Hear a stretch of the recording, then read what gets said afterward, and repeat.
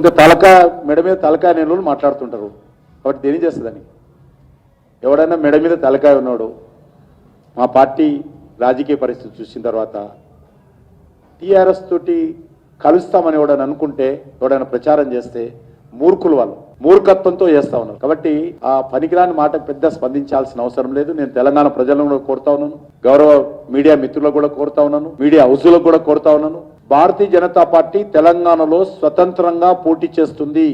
అసలు కిషన్ రెడ్డితోని ఎవరన్నారు మేము పొత్తు పెట్టుకుంటామని అన్నామా? బీజేపీతో మేము పొత్తు పెట్టుకుంటామని చెప్పినామా? కిషన్ రెడ్డితో ఎవరన్నా మేము అన్నామా? బీజేపీ నాయకులతో మేము పొత్తు పెట్టుకుంటామని అన్నామా? వాళ్ళు ఎందుకు అంత ఎగిరెగిరి పడుతున్నారు? నేను బండి సంజయ్ మాట్లాడతాడు, లక్ష్మణ్ మాట్లాడతాడు, ఇందాకేదో మీరు అంటారు కిషన్ రెడ్డి మాట్లాడతాడు. ఎవరన్నారు బీజేపీతో పొత్తు పెట్టుకుంటామని?